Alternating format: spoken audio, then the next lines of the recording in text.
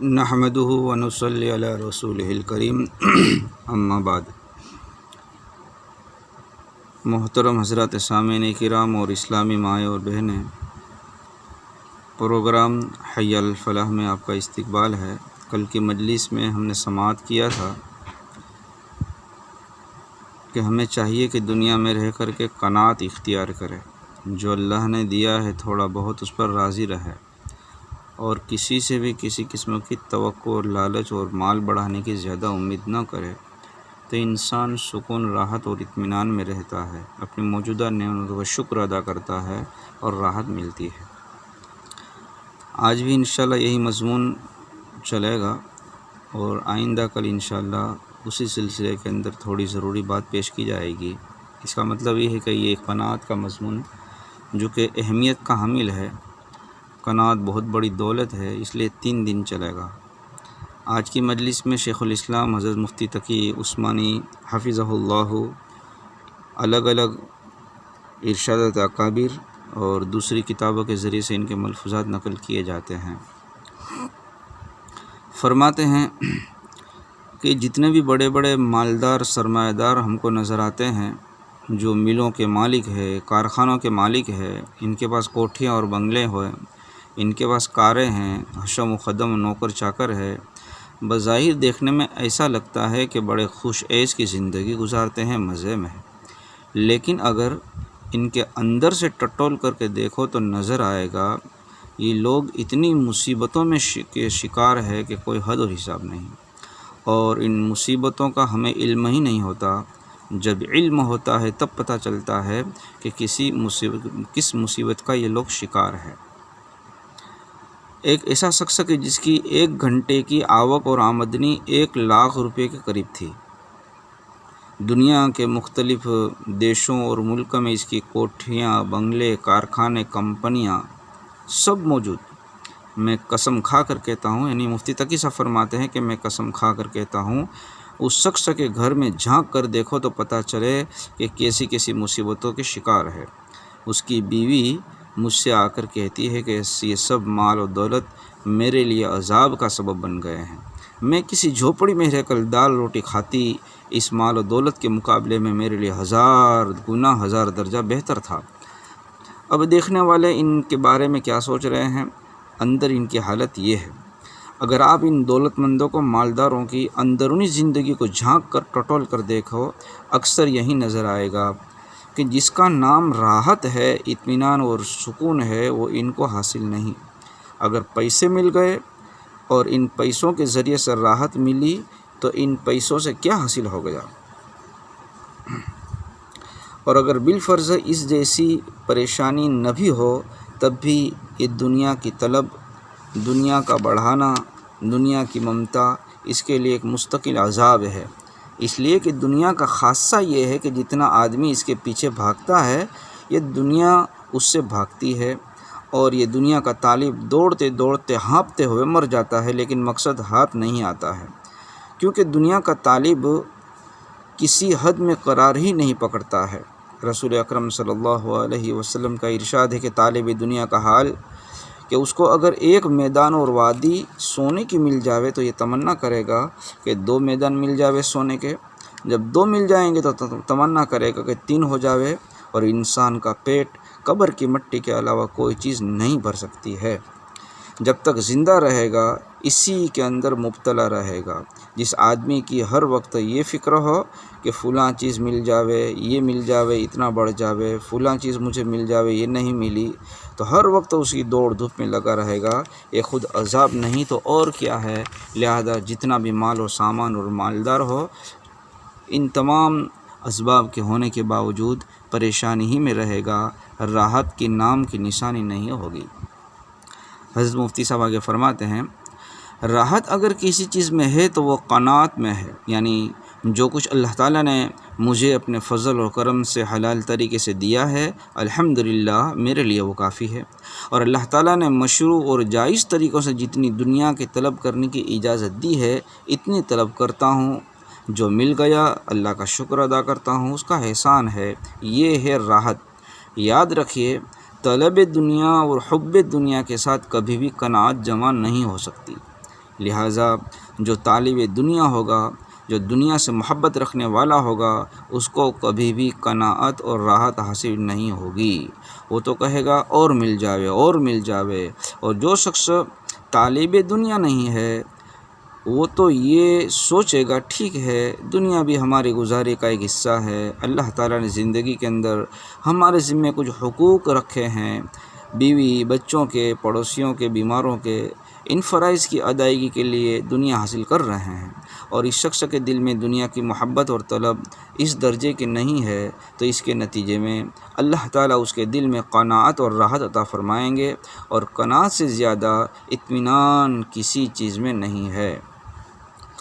حضرت فرماتے ہیں کہ دیکھیے ایک شخص وہ ہے کہ جو دال روٹی پر گزارا کرتا ہے، چٹنی روٹی کھا لیتا ہے، لیکن اس کا دل مطمئن ہے، الحمدللہ جو کچھ مجھے مل رہا ہے وہ حلال ہے، میرے لیے مناسب اور ٹھیک ہے، مجھے اسی میں مزہ ہے، میں اسی میں خوش ہوں۔ اور دوسرا وہ شخص ہے کہ جو بریانی، قورمہ اور دنیا کی ہزاروں نعمت استعمال کرتا ہے، لیکن اس کے دل میں ایک کانٹا لگا ہوا ہے، ایک طلب ہے، یہ تو کوئی اچھی چیز نہیں، مجھے تو اس سے زیادہ اور اچھی مل جاوے، فلاں کے پاس جو ہے وہ میرے پاس آ جاوے، اس کے پاس جیسا گھر ہے ایسے میرا گھر بن جاوے، اس کے پاس جیسے گاڑی ہے میری گاڑی ایسی ہو جاوے، اس کا جیسے کاروبار ہے میرا بن جاوے۔ بتائیے ان دونوں میں سے راحت کے اندر کون ہے؟ ظاہر ہے کہ وہ شخص راحت میں ہے جو دال روٹی کھاتا ہے لیکن اس کا دل مطمئن ہے، الحمدللہ جو کچھ مجھے اللہ تعالیٰ نے عطا فرمایا ہے وہ میرے لحاظ سے کافی ہے۔ ہمارے ڈاکٹر عارف باللہ عبدالحی رحمۃ اللہ علیہ، ان کا بڑا خوبصورت ایک شعر ہے جو مجھے تو ان کو پڑھنے میں بڑا مزہ آتا ہے۔ حضرت فرماتے ہیں مجھ کو اس سے کیا غرض کس جام میں ہے کتنی میں، مجھ کو تو اس سے کیا غرض کہ کس جام میں ہے کتنی میں، میرے پیمانے میں لیکن حاصل میں خانہ ہے۔ یعنی جو کچھ اللہ تعالیٰ نے میرے پیمانے میں دے دیا ہے میرے لیے تو سارے میں خانہ کا حاصل وہی ہے، اس پر میں اللہ کا شکر ادا کرتا ہوں، اس پر مطمئن ہوں۔ جس دن انسان کے اندر یہ ذہنیت پیدا ہو جائے گی اس دن ساری دنیا کے بخیڑے اور روگ ختم ہو جائیں گے۔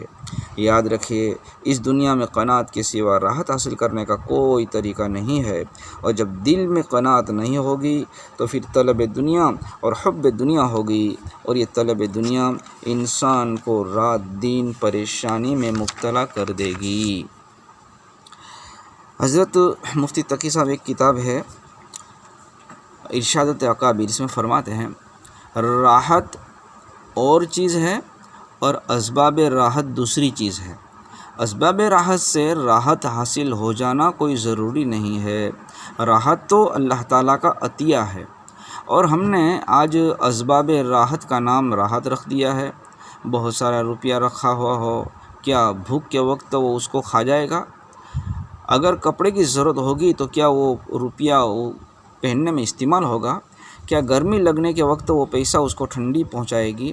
بذات خود نہ تو یہ پیسہ راحت ہے اور نہ ہی اس کے ذریعے سے تم راحت خرید سکتے ہو، اور اگر اس کے ذریعے سے تم نے راحت کے اسباب بھی خرید لیے، مثلاً آرام کے خاطر تم نے پیسوں کے ذریعے سے کھانے پینے کی چیزیں خرید لی، اچھے اچھے کپڑے بنا لیے، گھر کی سجاوٹ کا سامان خرید لیا، لیکن کیا تم کو اس کے ذریعے سے راحت بھی حاصل ہو گئی؟ یاد رکھو محض ان اسباب کے جمع کر لینے سے راحت کا مل جانا کوئی ضروری نہیں ہے، اس لیے کہ ایک شخص کے پاس راحت کے تمام اسباب موجود ہیں لیکن صاحب وہ گولی کھائے بغیر اس کو نیند نہیں آتی، بستر تو بڑا آرام دینے والا ہے، ایئر کنڈیشن کمرہ ہے، نوکر چاکر سبھی موجود ہے لیکن نیند نہیں آ رہی ہے۔ بتاؤ اسباب راحت سارے موجود ہے، نیند ملی، راحت حاصل ہو گیا؟ اور ایک دوسرا وہ شخص ہے کہ جس کے گھر میں نہ تو پکی چھت ہے بلکہ ٹین کی چادر ہے، نہ چارپائی ہے بلکہ وہ بیچارہ فرش پر زمین پر سو رہا ہے، لیکن بس ایک ہاتھ کوہنی سر کے نیچے رکھی اور سیدھا نیند کے اندر چلا گیا، اور 8 گھنٹے کی بھرپور نیند لے کر صبح کو بیدار ہوا۔ راحت اس کو ملی یا اس کو ذرا سنو، اس کے پاس اسباب راحت موجود نہیں تھے لیکن راحت مل گئی۔ یاد رکھو اگر دنیا کے اسباب جمع کرنے کی فکر میں لگ جاؤ گے اور دوسروں سے آگے بڑھنے کی فکر میں لگ جاؤ گے تو خوب سمجھ لو اسباب راحت تو جمع ہو جائیں گے لیکن راحت کبھی بھی حاصل نہیں ہو سکتی۔ حضرت تھانوی علیہ رحمہ فرماتے ہیں لوگ آج کل سامان راحت کو مقصود سمجھتے ہیں، یعنی راحت اور ہے اور اسباب راحت اور، مگر میں پوچھتا ہوں اگر کسی کے اوپر پھانسی کا مقدمہ قائم ہو جاوے اور سامان راحت اس کے پاس کچھ بھی نہ ہو تو کیا اس سے کچھ راحت ہوگی؟ ہرگز نہیں اور کچھ نہیں۔ اور اگر ایک لنگوٹ باندھنے والا انسان ہے، اس کے ساتھ کے اندر جو قید خانے کے اندر بندھا ہوا ہے اور چند روز کے بعد وہ جیل سے چھوٹ جانے والا ہے، گو اس کے گھر کے اندر سامان راحت نہیں ہے، مگر دیکھ لیجئے کہ رہائی اور جیل سے چھوٹنے کی خبر سن کر اس کے یہاں کیسی عید آ جاتی ہے۔ ایک لنگوٹ بندھا ہوا ہے، سوکھا روکھا کھا رہا ہے، معلوم ہوا کہ راحت اور چیز ہے، سامان راحت اور چیز ہے۔ مشاہدہ کر لیجئے، ایک کامل دیندار شخص کو لے لیجئے اور دوسرے ایک نواب اور رئیس بندے کو، مالدار کو لے لیجئے جو ایس میں ٹھاٹھ مارتا ہو، پھر ان دونوں کے پرسنل نجی اندروں کا حالات کا موازنہ کرے، واللہ ثم واللہ وہ دیندار تو آپ کو سلطنت میں نظر آئے گا، آرام میں نظر آئے گا اس کا دل، اور نواب اور رئیس آپ کو مصیبت میں گرفتار نظر آئے گا۔ اس لیے حضرت مولانا مفتی تقی صاحب عثمانی حفظہ اللہ کی ان چند مختلف باتوں کو بار بار سنیے، اور اللہ تبارک و تعالی نے جو اپنی عطا کردہ نعمتیں ہم کو دے رکھی ہے اسی کو بہت کچھ سمجھے، اس پر شکر ادا کرے، قناعت اختیار کرے، حلال طریقے سے اپنے ذمہ جن کا نان نفع خرچہ ہے، ضرورت ہے، اس کے لیے دوڑ دھوپ کرے، کمائیے۔ اللہ تبارک و تعالیٰ نے اس کو بھی ضرورت کے اعتبار سے فرض قرار دیا ہے، لیکن حل میں مزید کہ بس بڑھانے کی فکر صبح و شام ہو اور دوسرے کے بڑے بڑے لوگوں کے بنگلے اور مال کو دیکھ کر رال کو ٹپکانا، تو اس کے ذریعے سے انسان میں ناشکری پیدا ہوتی ہے، پریشانی پیدا ہوتی ہے، اور کبھی بھی اسباب راحت کے ہونے کے باوجود کبھی بھی چین و سکون نصیب نہیں ہوتا ہے۔ اللہ تعالیٰ سے دعا کرتے ہیں اللہ تعالیٰ ہم تمام کو قناعت کی دولت استعمال کرتے ہوئے راحت کی زندگی سے مالا مال فرماوے۔ وآخر دعوانا الحمد للہ رب العالمین۔